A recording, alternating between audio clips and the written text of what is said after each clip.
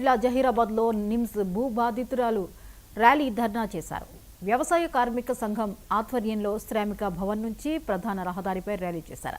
2013లో సోనియా గాంధీ, రాహుల్ గాంధీ హయాంలో యూపీఏ తీసుకొచ్చిన భూసేకరణ చట్టాన్ని రేవంత్ సర్కార్ అమలు చేయడం లేదని కార్మిక సంఘం నాయకులు ఆరోపించారు. కాంగ్రెస్ పార్టీ తీసుకొచ్చిన చట్టాన్ని సీఎం రేవంత్ రెడ్డి అమలు చేయకపోవడాన్ని తప్పుపట్టారు.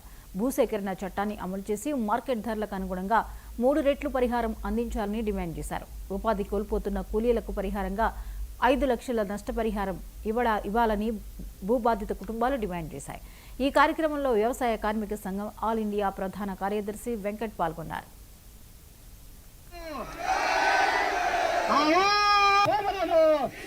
మిత్రులారా, మన జహీరాబాద్లో ఉన్న నీమ్స్లో భూములు కోల్పోతున్నటువంటి రైతులు, ఉపాధి కోల్పోతున్న వ్యవసాయ కార్మికులు, ఇతర పేదలతో ఈరోజు నీమ్స్ కార్యాలయము అలాగే ఆర్డీఓ కార్యాలయం ముట్టడి ధర్నా కార్యక్రమం జరుగుతుంది.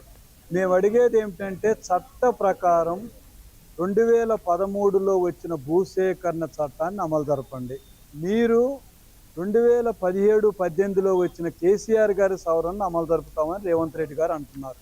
మేము అడిగేది, యూపీఏ ప్రభుత్వం అంటే మీ సోనియా గాంధీ గారు, రాహుల్ గాంధీ గారు తెచ్చినటువంటి 2013 సేకరణ దాన్ని అమలు జరుపుతారా, కేసీఆర్ గారు తెచ్చిన దాన్ని అమలు జరుపుతారు? ఇప్పుడు మీరు తెలుసుకోండి.